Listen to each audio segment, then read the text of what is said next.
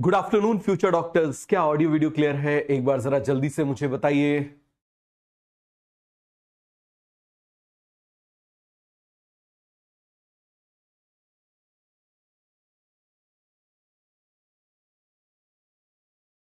Good afternoon, good afternoon, good afternoon future doctors. क्या audio video clear है? एक बार जरा जल्दी से मुझे बताइए। Everything is clear. Bless you, bless you, bless you all. तो मुझे बताइए जरा, क्या ऑडियो वीडियो दोनों क्लियर है? Everything is clear.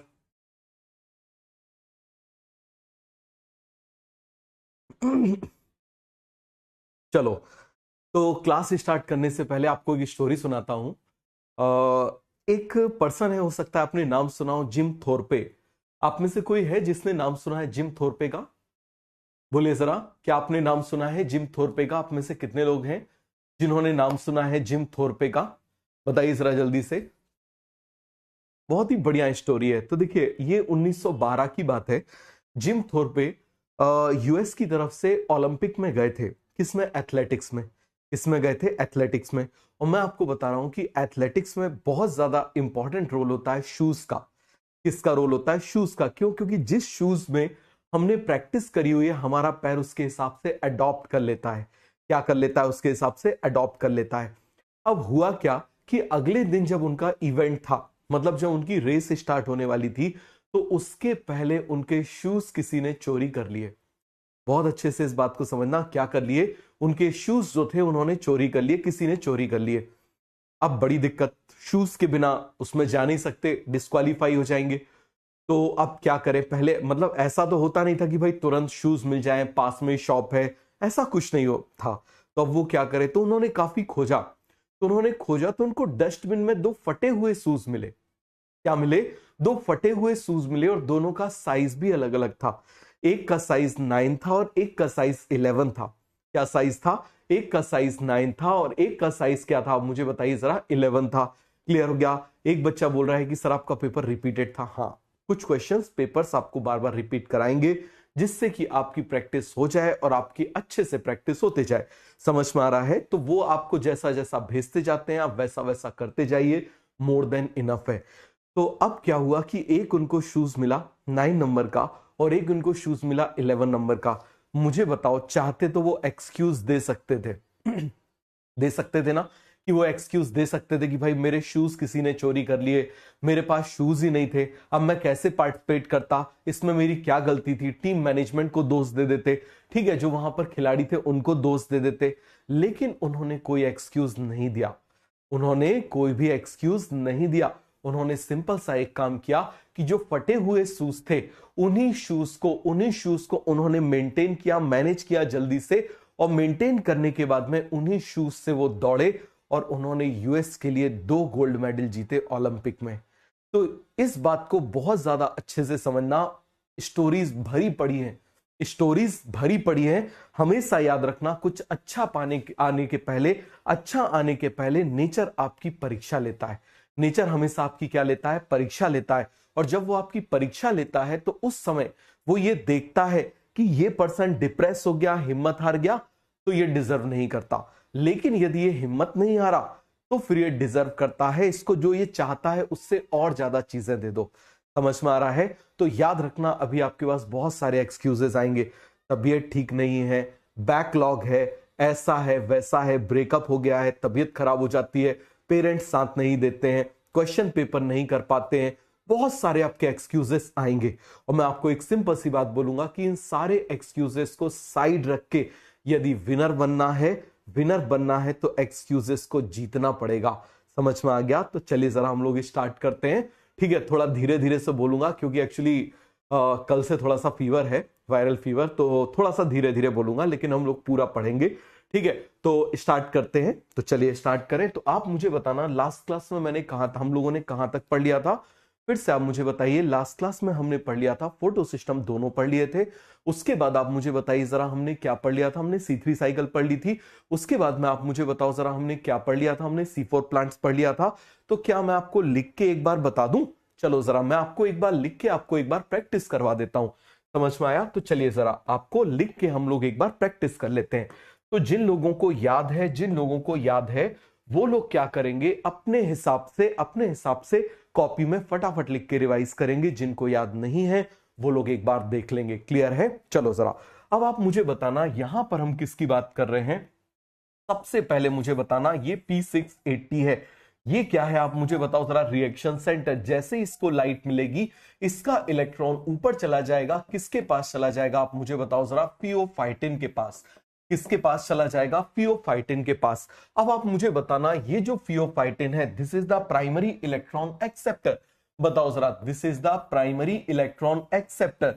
तो ये जो प्राइमरी इलेक्ट्रॉन एक्सेप्टर है बेटा, ये प्राइमरी इलेक्ट्रॉन एक्सेप्टर अपने इलेक्ट्रॉन को इलेक्ट्रॉन ट्रांसपोर्टर को ट्रांसफर करेगा या हाइड्रोजन ट्रांसपोर्टर को करेगा। किसको करेगा आप मुझे बताइए जरा, ये किसको ट्रांसफर करेगा? ये ट्रांसफर करेगा यहां पर किसको? हाइड्रोजन एक्सेप्टर को। या फिर आप मुझे बताइए जरा ये किसको एक्सेप्ट करेगा, किसको भेजेगा, सॉरी। तो आप मुझे बताना जरा, यहां से ये जो इलेक्ट्रॉन भेजा गया वो किसको भेज दिया गया? प्लास्टोक्विनोन को भेज दिया गया। किसको भेज दिया गया? प्लास्टोक्विनोन को। आप जानते हो कि प्लास्टोक्विनोन क्या होता है? Plastoquinone is non polar. Plastoquinone is non polar. Plastoquinone non polar होता है। सभी को क्लियर हो गया? प्लास्टोक्विनोन क्या होता है? नॉन पोलर होता है। अब आप मुझे बताना, जब ये नॉन पोलर है तो ये क्या करेगा? यहां से ये हाइड्रोजन को H+ आयंस को निकाल लेगा। क्या करेगा आप मुझे बताओ जरा? H+ आयन को निकाल लेगा। कहां से रिमूव कर रहा है? स्ट्रोमा से। बताइए जरा, कहां से रिमूव कर रहा है? Remove from stroma. कहां से रिमूव कर रहा है? Remove from stroma. स्ट्रोमा से रिमूव कर रहा है। कहां से रिमूव कर रहा है आप मुझे बताइए जरा? स्ट्रोमा से रिमूव कर रहा है। ये रिमूव कर लिया। अब मुझे बताओ आगे जो है, अब जरा यहां पर आ जाओ। ये मैंने क्या बना दिया? P700। क्या बना दिया मैंने? P700। अब मुझे बताना इसका इलेक्ट्रॉन भी ऊपर चला जाएगा। किसके पास चला जाएगा? आयरन एंड सल्फर के पास। किसके पास चला जाएगा? आयरन एंड सल्फर के पास। तो यहां पर क्या बन जाएगा? It will become P700+। मुझे बताओ जरा यहां पर क्या बन जाएगा? It will become P680+। क्या बन जाएगा आप मुझे बताइए जरा? P680+ बन जाएगा। अब देखना ये इतना पावरफुल है कि ये पानी के अंदर से इलेक्ट्रॉन्स को निकाल लेगा, और जब ये पानी के अंदर से इलेक्ट्रॉन्स को निकाल लेगा तो ये वापस इसमें कन्वर्ट हो जाएगा और यहां पर फोटोलाइसिस ऑफ वाटर हो जाएगा। It will convert into H+ और आप मुझे बताओ ऑक्सीजन में ब्रेक हो जाएगा। सभी को क्लियर हो गया? अब आप मुझे बताना, यहां से आप देखो जरा, ये जो आगे हाइड्रोजन भेजेगा वो किसको भेजेगा? पहले मुझे बताओ, इसको केवल और केवल इलेक्ट्रॉन चाहिए। क्या चाहिए? इसको केवल और केवल इलेक्ट्रॉन चाहिए, जिसका नाम क्या है? प्लास्टोसाइनिन। और आप जानते हो it is the copper containing. क्या होता है इसके अंदर? Copper and iron containing. Clear है? अब देखो इसको केवल इलेक्ट्रॉन चाहिए, लेकिन यहां से हाइड्रोजन चल चुका है, तो बीच में हम क्या कर दें? बीच में हम बना देते हैं क्या? Cytochrome B6F। क्या बना देते हैं आप मुझे बताओ जरा? Cytochrome B6F। तो मुझे बताना जरा, इसमें से ये जो हाइड्रोजन को लिया है उस हाइड्रोजन को यहां डंप कर देंगे, और मुझे बताना जरा आगे किसको ट्रांसफर कर दिया जाएगा? आगे ट्रांसफर कर दिया जाएगा इलेक्ट्रॉन को। क्लियर हो गया? तो जैसे ये इलेक्ट्रॉन यहां पर आएगा, it will convert into this one. हो गया पूरा क्लियर? अब आप मुझे बताना यहां से किसको भेज देंगे? फेरिडॉक्सिन को। फेरिडॉक्सिन से आप मुझे बताओ कौन कलेक्ट कर लेगा? FNR।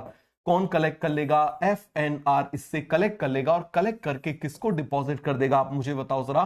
किसको दे देगा? NADP रिडक्टेस को। किसको दे देगा? NADP रिडक्टेस को दे देगा। और आप मुझे बताओ, अगेन ये अकेला इलेक्ट्रॉन को एक्सेप्ट नहीं करता, तो ये प्रोटॉन को क्या कर लेगा? बाहर से ये प्रोटॉन को रिमूव कर लेगा। सभी को क्लियर हो गया? याद रखना मैंने आपको बार बार मैंने आपको बोला कि आप एक सब्जेक्ट को 10 साल तक भी आप पढ़ते जाओगे ना, तब भी जरूरी नहीं आपसे एग्जाम क्वालिफाई होगा, लेकिन यदि आपने उसको 10 बार पढ़ लिया तो आपका एग्जाम क्वालिफाई हो जाएगा। स्पीड में रिवाइज करो, रिवीजन कैसा करो? स्पीड में रिवीजन करो। समझ में आ रहा है? चलो जरा आगे बढ़ जाते हैं। तो ये सभी को कॉन्सेप्ट क्लियर हो गया? अब मुझे बताना, यदि मान लो ये वर्क नहीं कर रहा, यदि मान लो ये वर्क नहीं कर रहा, तो यहां से किसको ट्रांसफर कर देगा? फेरिडॉक्सिन को। और ये जो फेरिडॉक्सिन है अब इसको ट्रांसफर कर देगा, और यहां से वापस ऐसा आ जाएगा। अगेन ये क्या रिमूव कर लेगा आप मुझे बताओ जरा? हाइड्रोजन, जिसको यहां डंप कर देगा।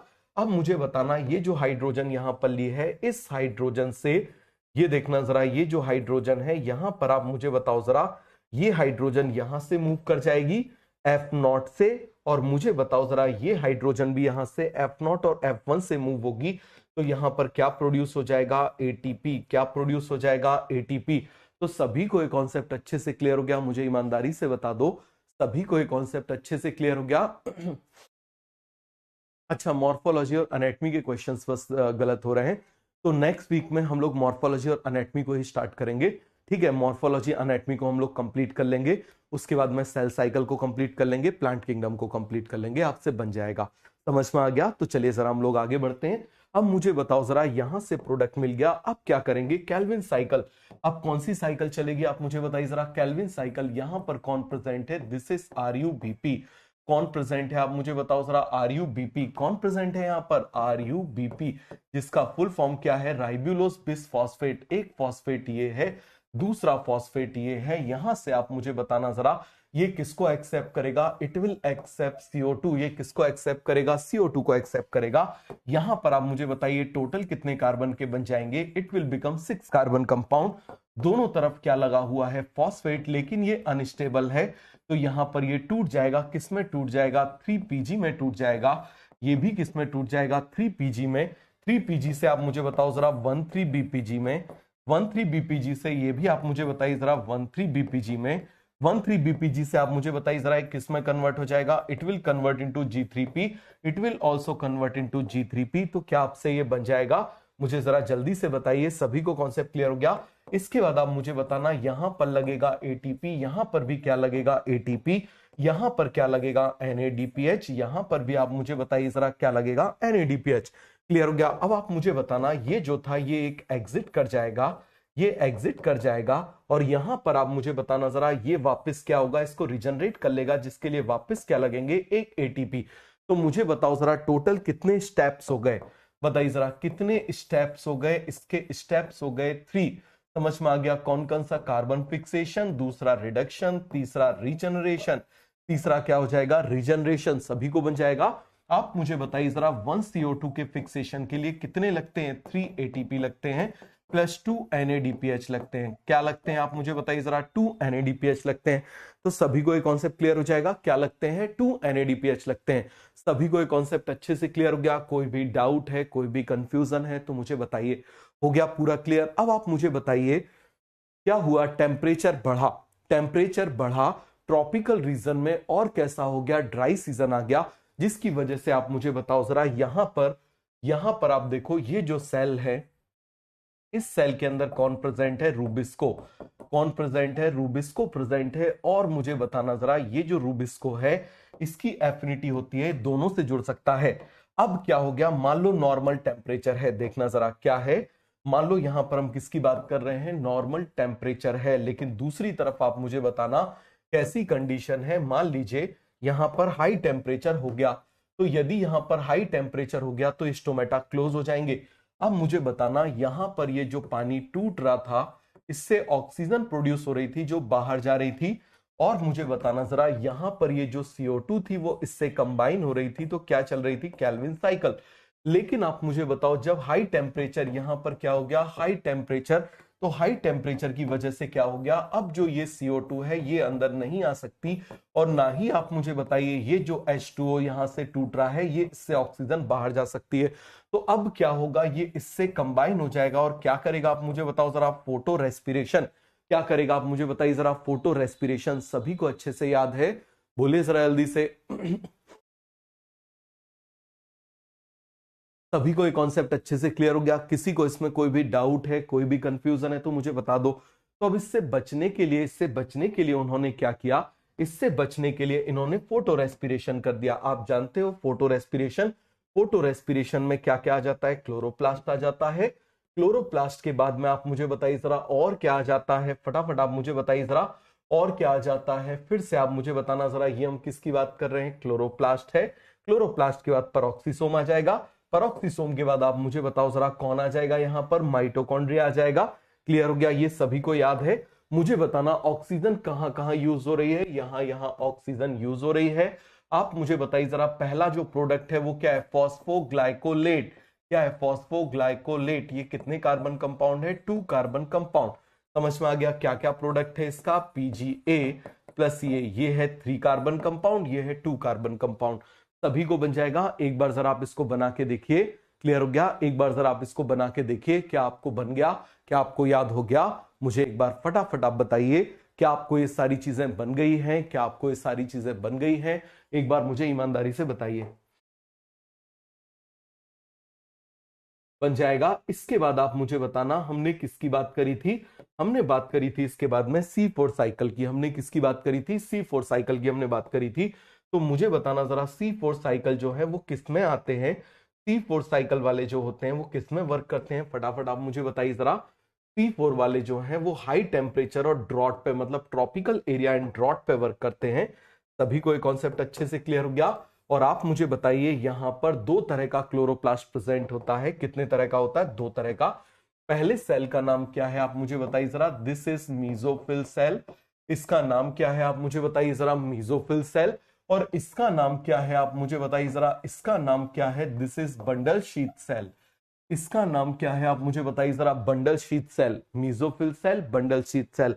अब मुझे बताना जरा, ये कैसा होता है? This is big cell, thick cell, big cell, thick cell, impermeable for gases exchange.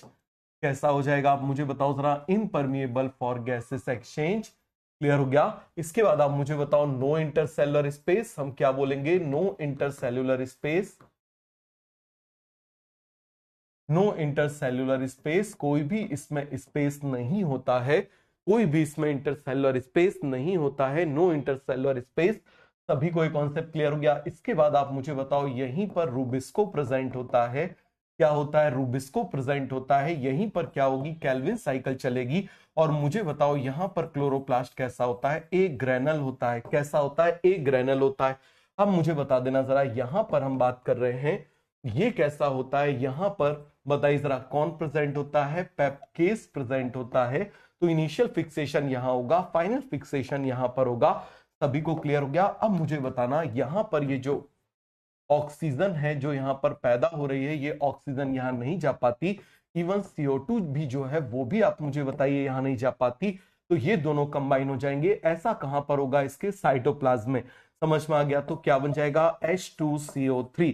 Clear हो गया? ये H2CO3 ब्रेक हो जाएगा H प्लस में और SCO3 माइनस में।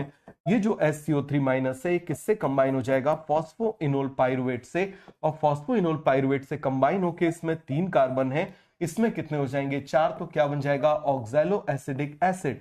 क्लियर हो गया? ये oxalo acidic will convert into malic acid. This malic acid will transport here. और ये मैलिक एसिड आप मुझे बताना जरा, ये मैलिक एसिड क्या हो जाएगा? यहां पर ब्रेक होके CO2 रिलीज कर देगा। और यहां पर क्या बन जाएगा? बताओ जरा जल्दी से, क्या बन जाएगा? पाइरुवेट। अब ये जो पाइरुवेट है वापस आ जाएगा। और ये जो पाइरुवेट है आप मुझे बताना जरा, it will convert into this one.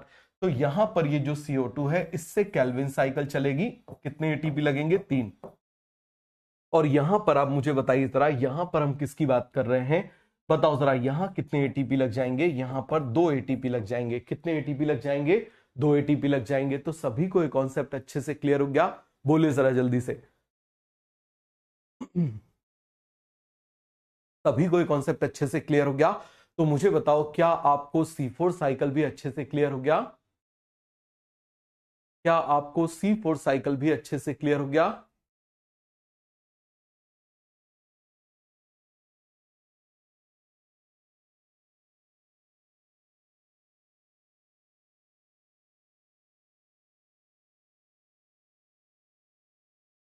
बन जाएगा? क्या हम आगे बढ़े? चलो जरा। 2 ATP का मतलब कैसा हो गया? आप जानते हो ATP will convert into AMP, तो इसको कंसीडर किया जाता है 2 ATP। समझ में आ गया? ATP will convert into AMP। तो इसमें क्योंकि 2 फॉस्फेट बॉन्ड टूट रहे हैं, इसीलिए इसको कंसीडर किया जाता है 2 ATP। क्या कंसीडर किया जाता है? 2 ATP की तरह इसको कंसीडर किया जाता है। सभी को क्लियर हो गया? आगे बढ़ जाएं। चलो जरा, अब मुझे बताओ हम किसकी बात कर रहे हैं? क्रेसुलेशन एसिड मेटाबॉलिज्म। तो क्रेसुलेशन एसिड मेटाबॉलिज्म में क्या होता है, आप अच्छे से समझिएगा कि ये जो मैकेनिज्म है, सबसे पहले डेजर्ट वाले प्लांट में पता चला। क्रेसुलेशिया फैमिली में सबसे पहले इनका पता चला। क्लियर हो गया? इसीलिए इसको क्या बोल देते हैं? क्रेसुलेशन एसिड मेटाबॉलिज्म। क्या बोल देते हैं? क्रेसुलेशन एसिड मेटाबॉलिज्म। अब देखना, यहां पर क्या होता है कि एक ही सेल में C4 साइकिल चलती है। समझ में आ गया? सेल एक ही होता है। आप देखना जरा, सेल एक ही है। सेल एक ही है, लेकिन इसमें C4 वाला पाथवे रन कर रहा है। कौन सा पाथवे रन कर रहा है? C4 वाला पाथवे रन कर रहा है। तो यहां पर आप देखना, जैसे मान लीजिए मैं बना दे रहा हूं, ये मैंने क्या बना दिया, एक मैं डे टाइम बना दे रहा हूं, एक मैं नाइट टाइम बना दे रहा हूं। क्या बना दे रहा हूं आप मुझे बताइए?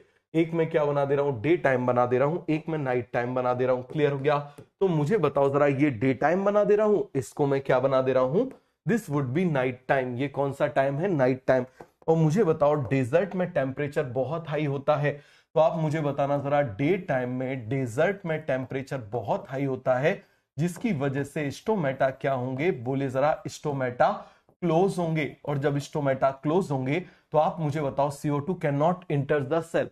CO2 इंटर नहीं कर सकती है, CO2 इंटर नहीं कर सकती है सेल के अंदर। तो आप मुझे बताओ, इनको क्या करना पड़ेगा? इनको नाइट की जरूरत है। तो मुझे बताओ जरा, नाइट में ये क्या करेंगे? स्टोमेटा को ओपन करेंगे। क्या करेंगे आप मुझे बताइए जरा? नाइट में ये स्टोमेटा को ओपन करेंगे। क्या करेंगे? फिर से आप मुझे बताइए जरा, नाइट में ये क्या करेंगे? स्टोमेटा को ओपन करेंगे। तो मुझे बताओ जरा, यहां पर ये क्या हो जाएंगे? Stomata open. बताओ जरा, स्टोमेटा क्या हो जाएंगे? Stomata open. तो इसका मतलब ये स्टोमेटा क्या है? निशाचर हैं, रात में काम करते हैं। इनको हम क्या बोल देंगे? They are called as scotoactive stomata. क्या बोलेंगे आप मुझे बताओ जरा? Scotoactive stomata. क्या बोलेंगे? Scoto active stomata. क्या बोलेंगे? जल्दी से आप मुझे बताओ, स्कोटो एक्टिव स्टोमेटा। अरे सभी को क्लियर हो गया? क्या बोलेंगे? स्कोटो एक्टिव स्कोटोमेटा। क्या बोलेंगे? स्टोमेटा। क्लियर हो गया? अब मुझे बताना, यहां से आप जानते हो कि रूबिस्को हमेशा कब वर्क करता है? दिन में। रूबिस्को कब वर्क करता है? आप मुझे बताइए जरा। दिन में वर्क करता है। कब वर्क करता है? दिन में वर्क करता है। तो अब जब रूबिस्को दिन में वर्क करेगा, तो मुझे बताओ क्या करे? भाई रात में CO2 आ रही है, बड़ी समस्या है। आप देखना जरा, CO2 जो है वो रात में आ रही है, लेकिन रूबिस्को दिन में काम करता है। तो इसको क्या करना पड़ेगा? आप मुझे बताओ। इसको रोक के रखना पड़ेगा। क्लियर है? इसको क्या करना पड़ेगा? इसको रोक के रखना पड़ेगा। बात समझ में आ रही है? तो यहां पर आप मुझे बताना, यहां पर फॉस्फोइनोल पाइरुवेट जो है, उससे अगेन इसको वो कर दिया जाए, वैसे ही जैसे वहां पर किया था। आप मुझे बताना, ये देखो जरा, ये जो है इसको किससे मिला दिया? पानी से मिला दिया। क्या बन जाएगा? आप जानते हो, H+N CO3-। इसको किससे कन्वर्ट, इसको किससे मिला दिया? फॉस्फोइनोल पाइरुवेट से। क्या बन जाएगा? Oxalo acidic acid. इस ऑक्सैलो एसिडिक एसिड को किस में कन्वर्ट कर देंगे? मैलिक एसिड में, क्योंकि स्ट्रॉन्ग एसिड है। और इस मैलिक एसिड को स्टोर कर लेंगे किसके अंदर? इस मैलिक एसिड को स्टोर कर लेंगे किसके अंदर? वैक्यूल के अंदर। अब जैसे ही दिन का टाइम आएगा, ये मैलिक एसिड जो है अब टूटना शुरू होगा।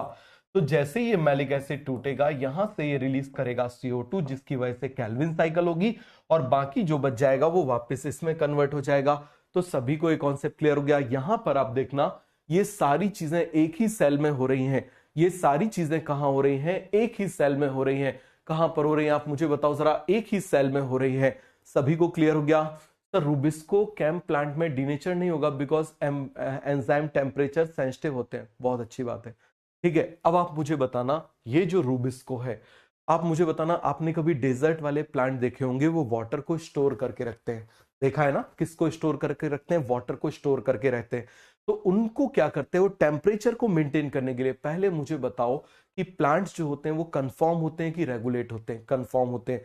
मतलब वो क्या करेंगे? आप मुझे बताइए जरा। वो कोशिश करेंगे, बहुत ज्यादा कोशिश करेंगे कि चलो थोड़ी देर के लिए, तो हम थोड़ी देर के लिए, भाई जैसे मान लो बाहर टेम्परेचर है, तो थोड़ा सा आप इस बात को समझना, थोड़ा सा उसको मैनेज करने की कोशिश करेंगे। ठीक है? कैसे कैसे करते हैं? उनके अंदर वाटर स्टोर होता है। तो जब वाटर स्टोर होता है, वो वाटर उनको क्या प्रोवाइड करेगा? कूलनेस। क्या प्रोवाइड करेगा उनको? वाटर उनको क्या प्रोवाइड करेगा? कूलिंग प्रोवाइड करेगा। तो सभी को ये कॉन्सेप्ट अच्छे से क्लियर हो गया? आपने किसी भी चीज को, आपने कोई भी प्लांट को देखा होगा, तो आपने देखा होगा कि जैसे ये प्लांट है, इसके अंदर वाटर है, तो जब इसके अंदर वाटर स्टोर हो जाएगा, तो आप मुझे बताओ जरा, ये एडॉप्टेशन हो गया कि नहीं हो गया? तो ये एडॉप्टेशन हुआ कि नहीं हुआ? हमने एडॉप्टेशन पढ़ा था। तो ये एडॉप्टेशन में क्या है? इसने पानी को यहां पर स्टोर किया हुआ है, जिसकी वजह से इसका टेम्परेचर थोड़ा सा डाउन हो जाएगा, बाहर के कंपेयर में डाउन हो जाएगा। तो आसानी से यहां पर रूबिस्को वर्क करेगा। लेकिन स्टोमेटा ओपन यहां नहीं किया जा सकता, क्योंकि स्टोमेटा ओपन हुआ तो ये बाहर चला जाएगा।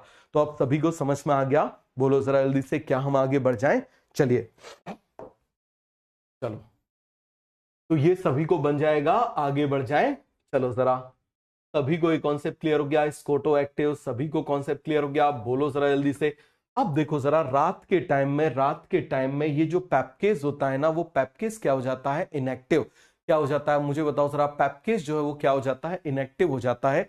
तो उसको थोड़ी सी हीट कौन प्रोवाइड करता है? 1.5 एटीपी। कौन प्रोवाइड करता है? 1.5 एटीपी उसको क्या प्रोवाइड करता है? हीट प्रोवाइड करता है। सभी को ये कॉन्सेप्ट क्लियर हो गया? बोलो जरा जल्दी से। सभी को क्लियर हो गया? किसी को इसमें कोई भी डाउट है, कोई भी कंफ्यूजन है तो बोलो। तो पैपकेज को यहां पर, पैपकेज को फॉर एक्टिवेशन ऑफ पैपकेज, क्यों? क्योंकि यहां पर आप मुझे बताना 1.5, क्योंकि डेजर्ट में रात का टेम्परेचर काफी ज्यादा डाउन होता है। ठीक है, आगे बढ़ जाए। चलो जरा, अब मुझे बताओ, रूबिस्को और Calvin cycle never operate during night time because Calvin cycle depends on product of light reaction and rubisco is indirectly activated by sunlight. Rubisco रात में काम नहीं करता। एक बार सभी लोग टाइप करो, रूबिस्को रात में काम नहीं करता। रूबिस्को रात में काम नहीं करता। रूबिस्को रात में काम नहीं करता। जल्दी से इसको फटाफट लिखो, जल्दी से इसको लिखो। रूबिस्को रात में काम नहीं करता। रूबिस्को रात में काम नहीं करता। एक बार टाइप करो। क्लियर है? आगे बढ़ जाएं। चलो, अब आप मुझे बताइए जरा, ये तीनों का कंपैरिजन है। इन तीनों को आप लोग कंपेयर करके बनाइए। इन तीनों को आप लोग एक बार कंपेयर करके बनाइए। जल्दी से आप लोग इन तीनों को कंपेयर करके बनाइए। बन जाए तो मुझे बताइए। ठीक है,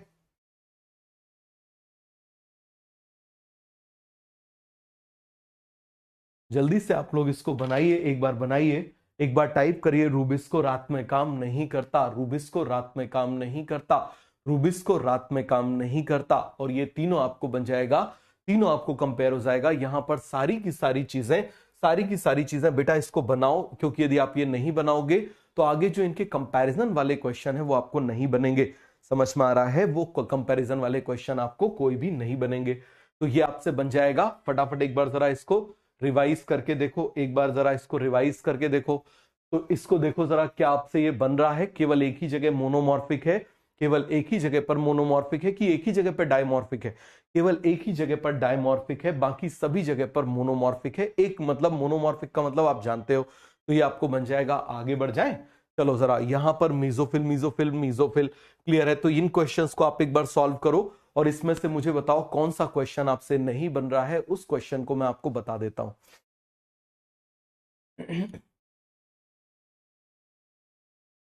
आगे बढ़े।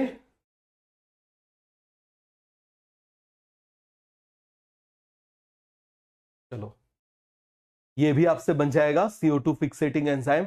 याद रखना, याद रखना, फोटो रेस्पिरेशन सबसे ज्यादा किसमें होता है? C3 में, उसके बाद कैम में, और सबसे बिल्कुल नील किसमें होता है? इसमें। चलो, अब आप आ जाओ। हम किसकी बात कर रहे हैं? Law of limiting factor. हम किसकी बात कर रहे हैं? Law of limiting factor. तो मुझे एक सिंपल सी बात बताना, लॉ ऑफ लिमिटिंग फैक्टर क्या बताता है? मान लो यहां पर एक ब्रेड है, एक आलू है, एक चीज है, तो एक बर्गर बनेगा। क्या बनेगा? आप मुझे बताओ जरा। एक बर्गर बनेगा। यहां पर आप मुझे बताना, 5 ब्रेड है, 5 आलू है, 5 चीज है, तो मुझे बताओ जरा कितने बर्गर बनेंगे? 5। लेकिन मुझे बताओ, ये 5 है, ये 10 है, ये 15 है, तो ब्रेड कितने बनेंगे? 5। क्लियर है? लेकिन यदि इसको मैं, क्योंकि आप देखो यहां पर जो सबसे कम है वही डिसाइड कर रहा है, जो सबसे कम है वही यहां पर डिसाइड कर रहा है। तो मुझे बताना जरा, 5 से यदि 6 करेंगे तो यहां भी हो जाएगा, 6 से 8 करेंगे यहां भी हो जाएगा, 10 करेंगे यहां भी हो जाएगा, 11 करेंगे यहां भी हो जाएगा, 12 करेंगे यहां भी हो जाएगा, 14 करेंगे यहां पर भी हो जाएगा। हो जाएगा ऐसा? बताओ जरा, बोलो जरा। यहां पर 10 के बाद 11 किया तो क्या यहां 11 हो जाएगा? बोलो जरा। क्या 12 किया तो यहां पर 12 हो जाएगा? नहीं। आप देखो जरा, इससे यहां तक बढ़ाने पर, इससे यहां तक बढ़ाने पर आप देखो रेट ऑफ रिएक्शन चेंज होती जा रही है। लेकिन इसके बाद आगे बढ़ाया तो आप मुझे बताओ जरा, रेट ऑफ रिएक्शन पर कोई फर्क नहीं पड़ा, क्योंकि दूसरा फैक्टर लिमिटिंग हो गया। क्योंकि दूसरा फैक्टर आप मुझे बताइए जरा क्या हो गया? लिमिटिंग।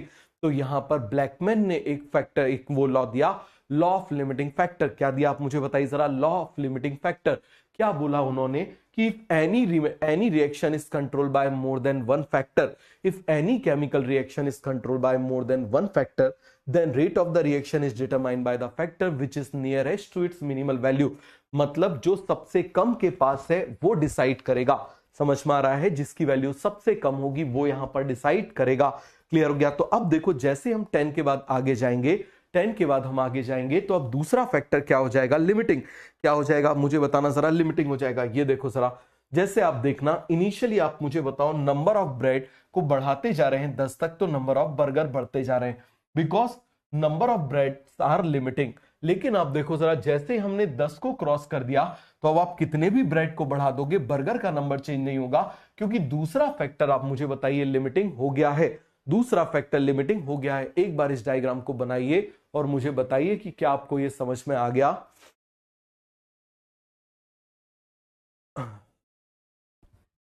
क्या आपको यह समझ में आ गया? फटाफट मुझे बताइए।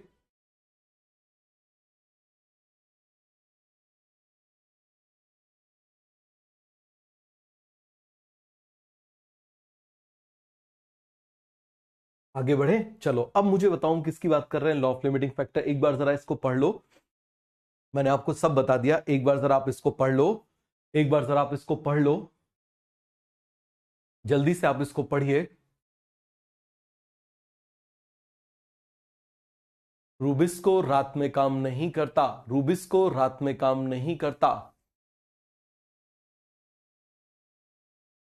आगे बढ़ जाएं, चलो आगे आ जाओ। अब मुझे बताओ photosynthesis is controlled by, photosynthesis को आप मुझे बताओ कौन कंट्रोल करता है।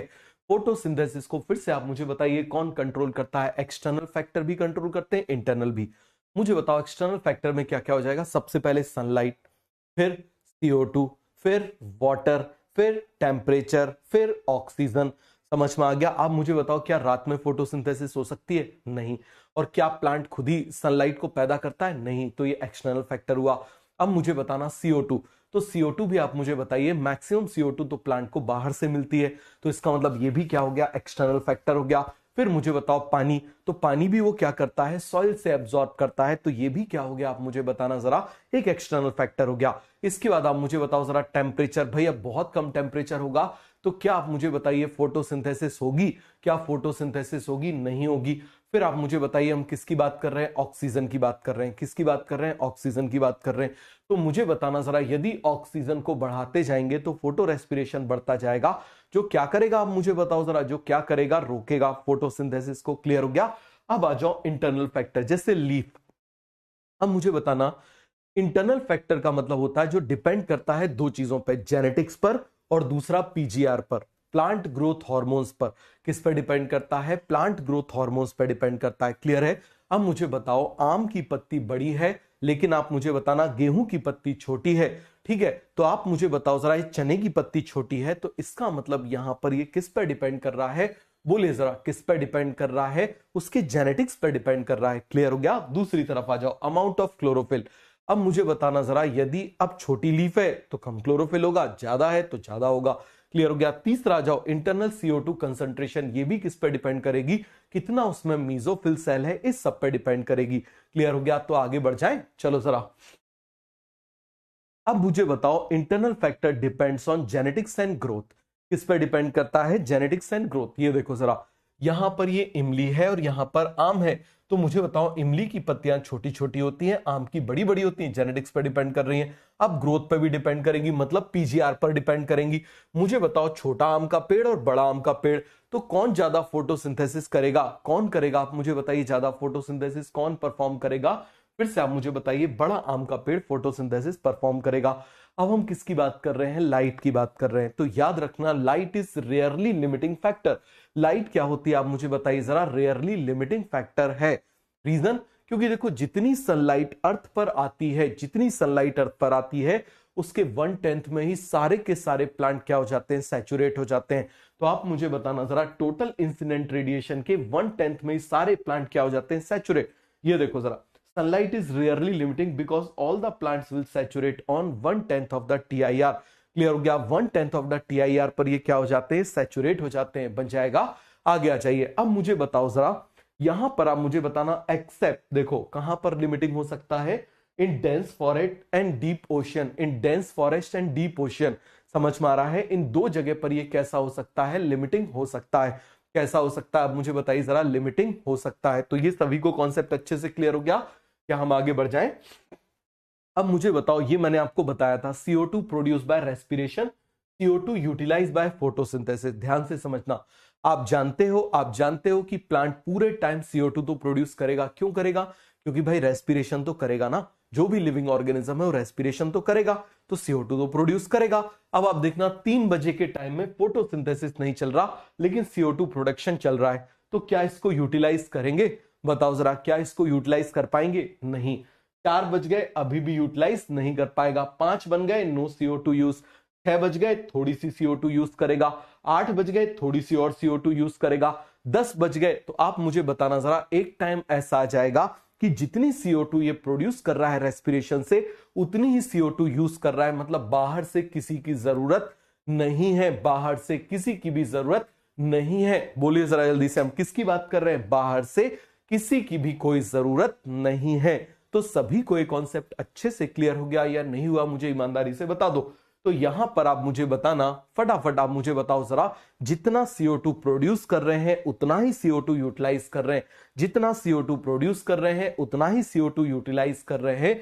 तो सभी को ये कॉन्सेप्ट अच्छे से क्लियर हो गया कि नहीं हो गया? This is called as compensation point.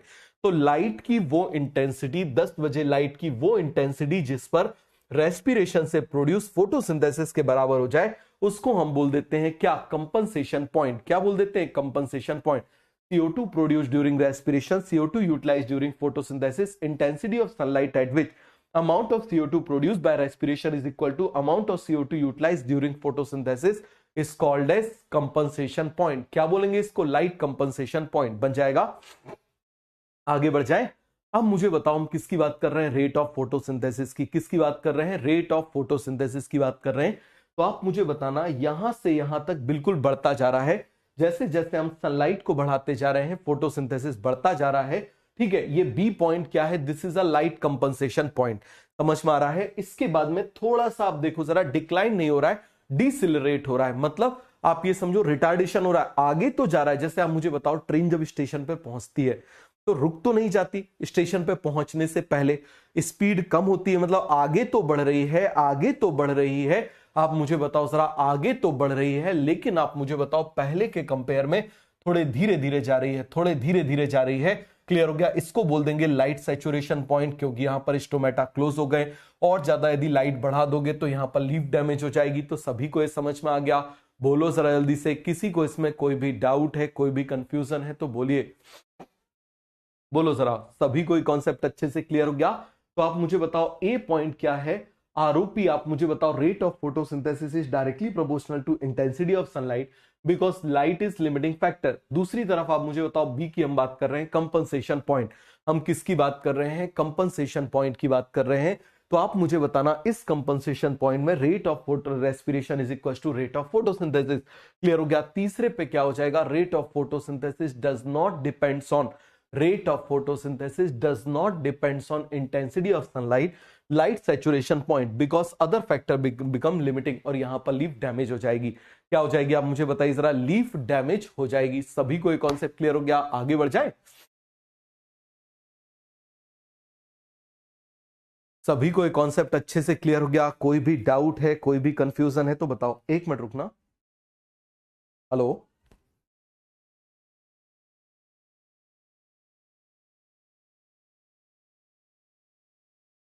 एक मिनट रुकना बेटा, BM जो है उनका फोन आ रहा है।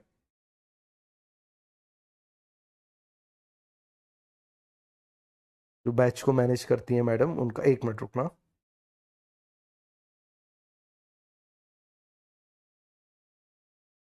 स्लाइड मैप के लिए, ओके, स्लाइड मैप कर देता हूं ऑन।